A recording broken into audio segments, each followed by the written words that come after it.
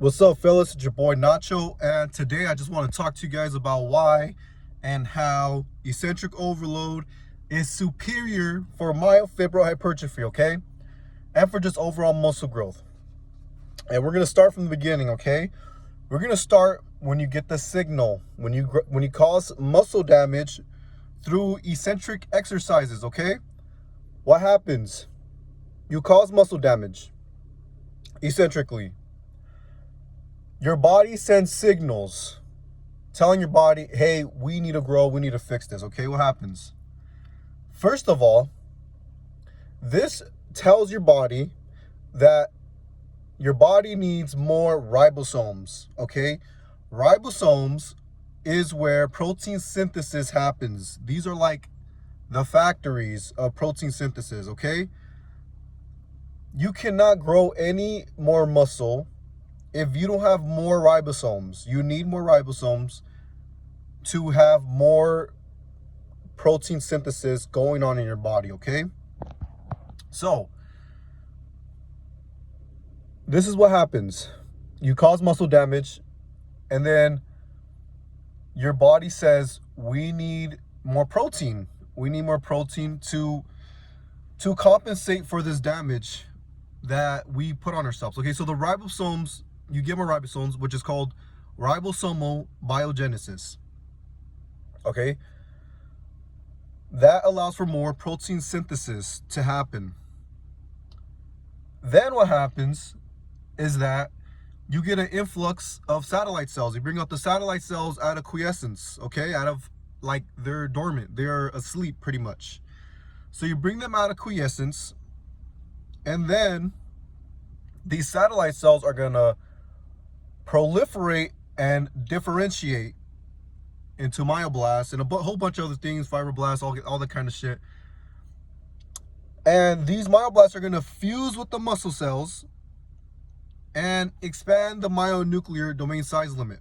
Okay, so it's not just, I know I talked about the myonuclear domain size limit before, and satellite cells, and how they come out of quiescence and they proliferate and differentiate. But before that, it's all about the ribosomes, because the ribosomes is where the protein synthesis happens, like I just explained. And this is why people, let me go back. So they fuse with the muscle cells and expand the myonuclear domain size limit, okay? Then the repair and remodeling happens, and your body compensates by giving you more sarcomeres in series and in parallel. Okay, you make them thicker, you grow them in parallel, so, you know, that's for like speed and power, and then parallels like for force production, pretty much. Okay, so that's how it grows at a like very small scale. It starts with the ribosomes. Well, it starts with the signals. You get the FAK sends the signal to turn on mTOR. The mTOR is what turns on the signal for muscle growth, for like protein synthesis, blah blah blah blah blah. But if there's not enough ribosomes, then you cannot have as much protein synthesis that your body will need. So it's gonna be forced to produce more ribosomal biogenesis, okay? Then that leads to the satellite cells coming out of quiescence, differentiating, proliferating to myoblasts, fusing with the muscle cells, expanding the myonuclear domain size. I just explained this. That's for true myofibrillar growth, for true contractile tissue growth, and all this revolves around protein, okay? So what do you need to do when you damage these muscle fibers and your body is going through all this stuff that I just explained? You need to be eating a bunch of protein frequently. Muscle protein synthesis is spiked when you cause muscle damage through eccentric exercise, okay? So what you need to do is a bunch of animal protein. So a bunch of, what I do, I eat a bunch of eggs. I don't cook them all the way. I cook them over easy, so it's still very runny. And I eat a bunch of meat. I eat a bunch of steak. I eat a bunch of ribeyes, New York steaks. and salmon. I eat a bunch of salmon as well. I still cook them. I know the best way to eat them is raw. I haven't got there yet. I'm going to eat them raw soon. I'm gonna try it out, but yeah, I still cook it. Not too much, but I cook the salmon enough. And you want to eat frequently. So if you want to maximize this muscle protein synthesis, you're gonna have to eat every like 2 hours, every 2 to 3 hours, and well above your body weight. So if, for example, I weigh about 190, 195. I fluctuate between there. I eat about 200 to 220 grams, even 230 grams of protein a day. But I'm also eating, I don't just eat breakfast, lunch, dinner. I was before, but then I started noticing when I started gaining more muscle, more myofibrils, I started getting a lot more hungry, even like after those 3 meals. So I was like, shit, I need a snack in between breakfast and lunch, and then lunch and dinner. So now I'm starting to eat 5 times a day. But today, and I think starting today, I'm gonna start eating 6 times a day. You know, I'm gonna need to eat fucking every 2 hours, because what I'm trying to do, I'm going on base feel, and I'm pretty much not letting my stomach growl or get hungry.